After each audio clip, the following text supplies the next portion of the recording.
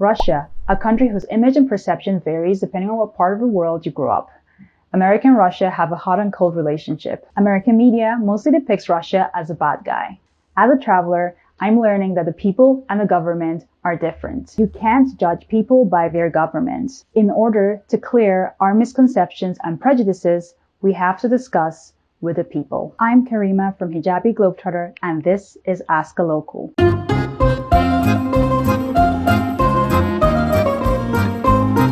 Today, we have Natasha from Russia who will be telling us the real deal about her country. Привет, I'm Natasha from Russia, and I live in the northern capital of Russia, St. Petersburg.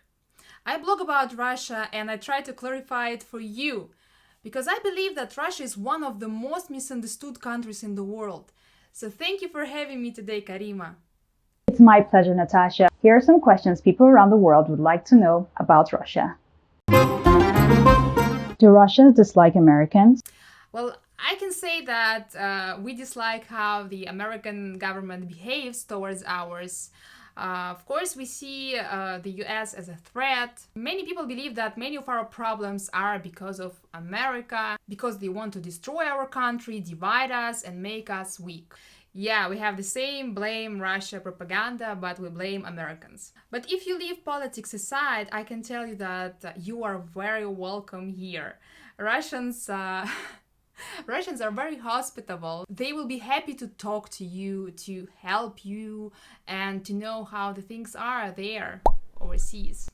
The majority of Russians grew up on your movies, cartoons, stand-up comedies, shows, so we know your culture very well. And many of Russians even want to live there or at least travel and see. So there's obviously no hate. Is Russia a Muslim-friendly country? Russia is big. We have more than 160 nationalities living here. We have 4 national religions, Christianity, Islam, Judaism, and Buddhism. And we have 85 federal subjects. So each region is quite different from each other. I live in the northwest region, so it's not actually a really Muslim-friendly area as Tatarstan, for example, or Caucasus, which are originally Muslim regions. But because of the increase of Muslim population here, at least it becomes easier to get halal food here. The Islamic Center was opened here, so we can study there for free, and people became more tolerant to women with hijab. But I can say that it's quite challenging to be a Muslim in St. Petersburg because there are no places for praying, and it's not welcomed to pray on public here. But if you go to Muslim regions, you will almost feel like an Islamic country. For example, Chechnya almost lives according to Sharia. Tatarstan, that almost lost their identity because of the Soviet Union, trying to go back to their roots. So nowadays you might see a lot of youth who try to follow their religion and live according to Muslim standards. Why do some Russian women wear hijab-looking scarves? Does it come from Islam or the Russian culture? Well, it is a Russian Slavic culture. You know that before it was a very big shame to leave your house without covering your hair, because people believed that there's a big power in their hair, so you need to cover them, not to let anybody to harm you. After Russia became Orthodox, women were obliged to cover their hair because of, Christian rules. Later, everything changed, and Russian women were obliged to cover their hair only in churches, not on the streets. Probably the scarves you are talking about are Pavlova Possads and Orenburg shawls. This is Pavlova Possad shawl. I got it for my mom as a present before.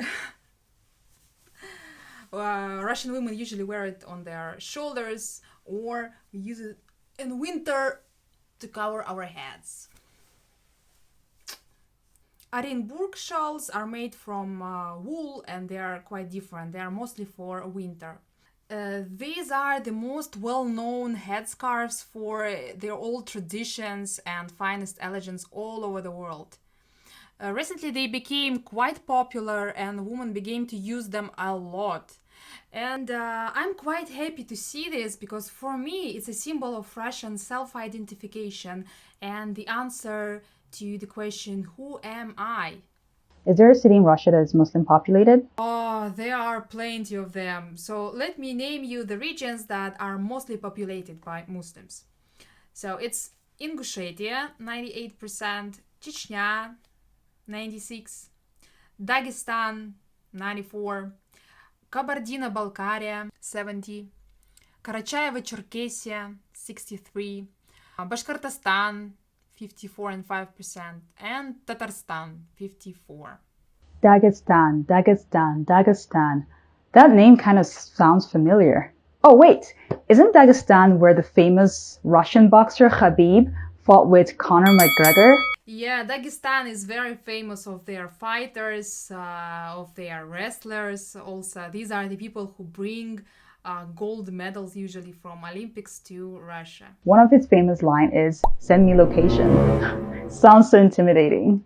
I can't do the Russian accent, so I'm not going to try and butcher it. Is Anastasia a true story? If you mean the Grand Duchess Anastasia Nikolaevna, so she was killed by Bolsheviks in 1918, as well as all the royal family. The myth that she escaped is false, and it was proven by DNA tests.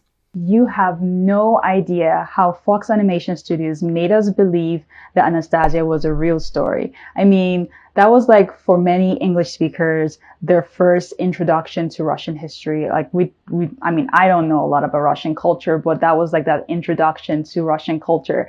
As a kid, I was like, oh my gosh, Anastasia, that is so real. And of course, we loved the musical, the sing-along songs like, Remember in December, or A Time in December, or something like that. Yeah. And then I knew the word Dmitry. Very Russian name. But yeah, I mean, it makes sense. Like any children's story will always romanticize what really happened in reality. Well, at least they didn't, portray us as some mafia and some bad guys. This story was really beautiful. Even we watched it here. Are Russian men misogynists? In general, no. I would say that they are rather womanizing. I hope they don't watch this interview. Is it safe for Muslims to travel to Russia? Well, it won't be so easy in non-Muslim regions because of the reasons I mentioned before, but it's definitely safe. How do most Russians feel about Putin? We pray to him. Kidding, of course. His rating dropped to 25%, so I think it indicates so much how people feel about him. But the interesting thing is that, they curse him, they hate him, but then they go to elections and vote for him. And among all the people that I know, there were just 2 people who voted against him, and I wasn't one of them. Do Russians dislike black people? No, I know a few black people here, and from what I've heard, they feel here better than anywhere else. You need to understand that being black in Russia is quite rare. So these guys get more attention than the average Russian person even. Of course, there were a few cases of aggression towards black people here, but these were some nationalistic groups that the government fights so much here. How does it feel to be considered the bad guy to the US? We joke about it. But honestly, 98% of Russians just don't care. This is the fight between our medias and between our governments, not the people. What are some traditional Russian family values? Russian values are typically more conservative than the American or the West in general. Well, Russians marry early, and our families are not limited just to husband and wife and children. They also include aunts, uncles, grandparents, cousins, and other fairly distant relatives. And gender roles are quite patriarchic and traditional. What typical Russian food would you recommend we try? If we talk about Russian food, I would advise you blini, Russian pancakes, borscht, and pelmeni with sour cream. That was awesome. Thank you, Natasha, for the insightful responses. I hope most of your questions were answered. If not, feel free to comment in the comment section down below. Now you know a little bit more about Russia from a local. Also, check out Natasha's social media feed where she shows her everyday life in Russia, from how Russians live to their history, culture, and values. You can find all these on her Instagram, Twitter, and YouTube channel. Thank you for watching, and I'll see you next time. Bye! Hasta luego!